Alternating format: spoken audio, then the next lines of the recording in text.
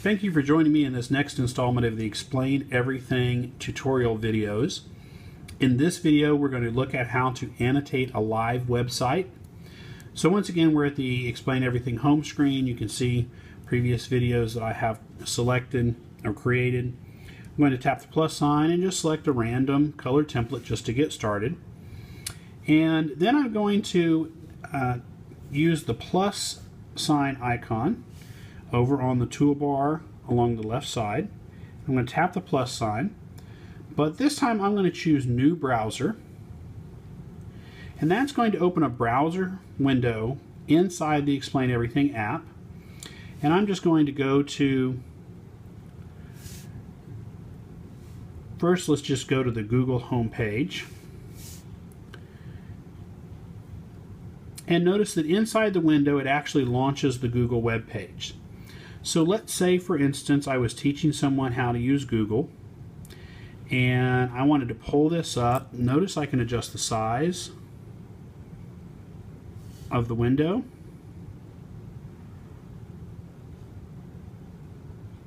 The entire browser window. So for instance, that would allow me to do a smaller version up here, and I could actually add a second browser window. And maybe I wanted to compare Google to Yahoo.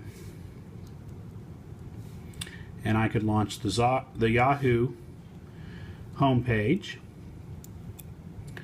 Wow. So here I've got two different live web browser windows.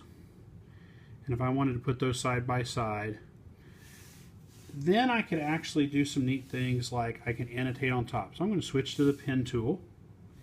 And on the pen tool, of course, I can hold that pen tool and change the width a little bit, make it where it's a solid tip, and then I can annotate. So now I could go to the Google window and say, you know, we want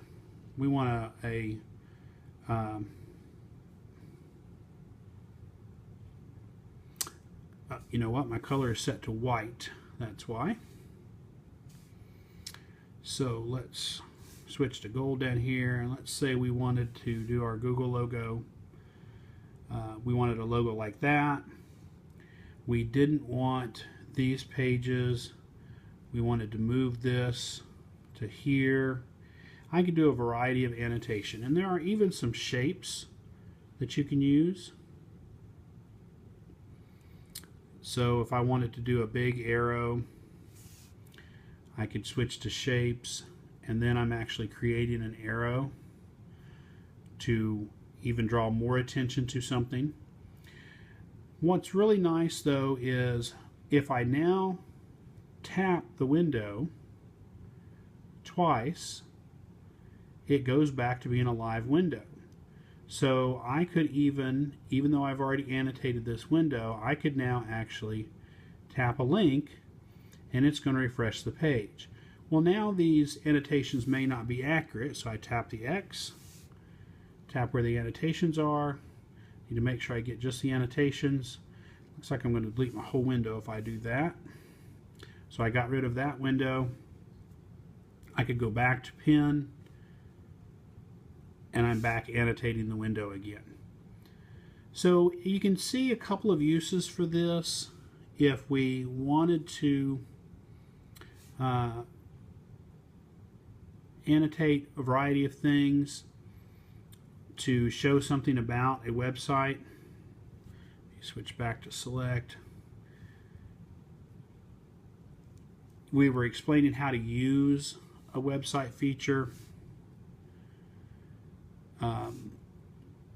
Notice on most of these, if you get to the right place, you can get rid of just your annotations. It's going to want that window, so I'm going to wait on that.